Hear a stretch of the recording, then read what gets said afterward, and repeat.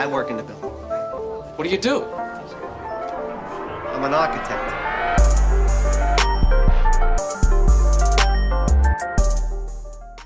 Ladies and gentlemen, here is the hard-hitting knockout artist known as the Machine, introducing Lucas Martin, La Máquina Matthysse. You see, he's not a machine. He's a man. It's the architect, man. This video is about Lucas the Machine Matthysse. He's moving up to 147. He's scheduled to have a fight on the undercard of Canelo Khan, and they're still trying to figure out, you know, an opponent for him. My thing is this with Matthysse right now. What is this? Why is he doing it? You know, why is he moving up to 147?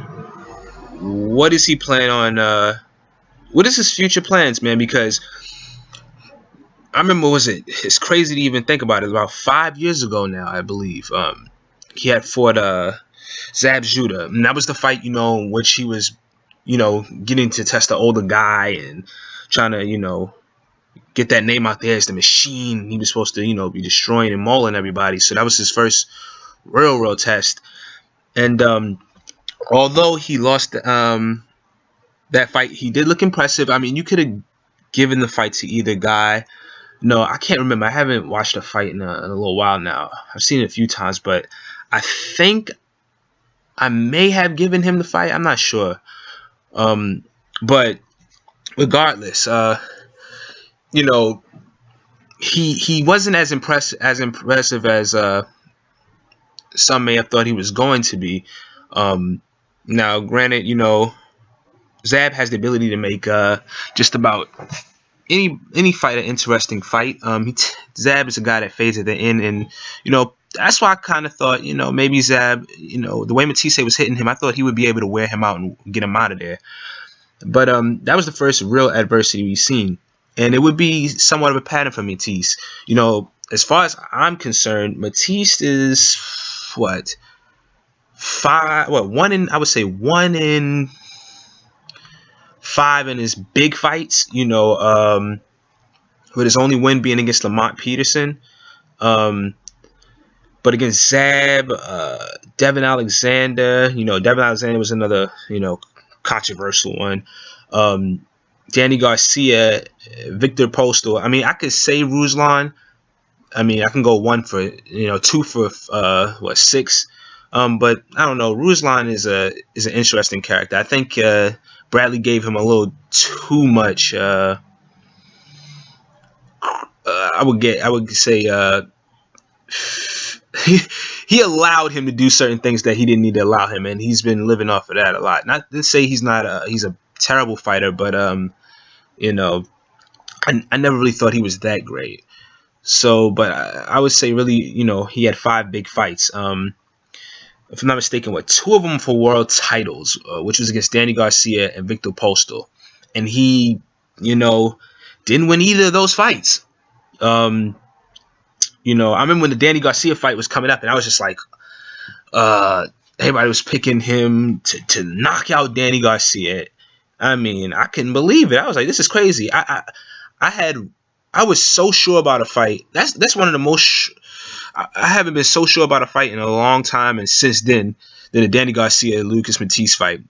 I didn't think everybody was like, somebody's gonna get knocked out. I didn't think anybody was gonna get knocked out, and I said Danny Garcia will win in unanimous decision, which ultimately happened. Now you could say, you know, some low blows and stuff happens in boxing. Regardless, Lucas Matthysse didn't pull it out, and Danny Garcia, you know, was able to win. You know, Danny had a good chin. Danny was a good boxer, which, if you keep looking at the people that he's lost to, Lucas Matthysse, he's lost to guys who can box, and he gets frustrated once those guys are able to tag him with stuff, and he sees he can't just get him out really quickly or inflict so much punishment on them that, you know, they kind of wither and try to survive. He fought Victor Postal. Now, this is my thing. Why is he moving up to 147? Is he moving up to cash in? Or is he moving up to try to be a champion? You know, I have a lot of respect for Lucas Matthysse. I love watching Lucas Matthysse fight. You know, he has solid skills along with his punching ability, but he's just missing something. Like I said, is he going up there to cash out because there are big fights up there? We've seen how another one of his countrymen, Marcos Maidana, after getting his few big fights, you know, sort of just, you know, went away, man, got that money and he's enjoying his life as of right now. And, you know, that's what makes me kind of wonder, you know, a bit about this move as well. Or is he trying to, you know, resurrect his career, so to speak? Because we can look at last fight and say he kind of, you know, quit out there, man.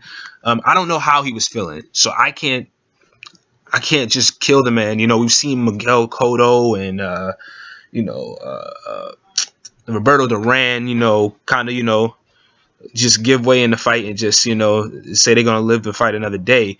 And we don't question those guys as much, you know, because one is a Hall of Famer and we know the other one will be a Hall of Famer. So who knows? Who knows? You know, but I mean, he looked kind of defeated in that fight. And I'm just thinking to myself, if he is going to 147 at this age, 33, and fighting the style that he's fought, you know, which is a bruising style, so he can very well be an older 33. Is he really trying to, you know, become a champion and try to fulfill his dream of being a champion, perhaps? Or are his dreams even to be a champion? Is it for the money? You know, everybody doesn't fight for the same reasons. Everybody doesn't play sports for the same reason. Everybody doesn't work at certain jobs for the same reasons.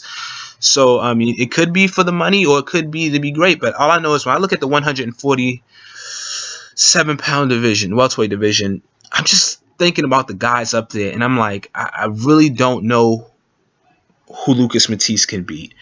You know, I think of the Sean Porters and the Danny Garcias and the Kell Brooks, man, and the Keith Thurman. I mean, some of these guys are big and they can box, and they're going to cause him a lot of the trouble that he's seen, but to a higher degree. We're talking about, you know, Timothy Bradley, who can, you know, it could be an interesting fight, but Timothy is just too smart. I still think Pacquiao, when they was talking about that fight, I thought Pacquiao, as long as it's a motivated Pacquiao, he'd be able to tag him all day. And I don't know, man. I don't know, you know. Could Lucas Matthysse get people out of there with one shot? We've seen it happen, but he would be moving up. I know there's always this guy's going to be stronger and, you know, he's going to feel more comfortable, but, you know, a lot of that can be talk, and sometimes it is true, but I just look at Lucas Matthysse as a smaller guy. And I just don't really, I think 147 is his division, you know. I mean, 140, excuse me. But yeah, man. I love to see him continue to fight. Hopefully they put him. With a fighter like Lucas Matthysse, who probably won't be a champion, what you could do for boxing fans is simple. Put him in, match him correctly. Put him in fights that we would like to see. Put him in, you know, exciting fights. You know, don't just waste him and put him in there with people who are it's just gonna be bad for him necessarily, you know. Allow him to do what he does, you know. Yeah, man, this should be interesting. I'm interested to see who he fights, man, and yeah, I'm gonna be looking out. Man. I'm out.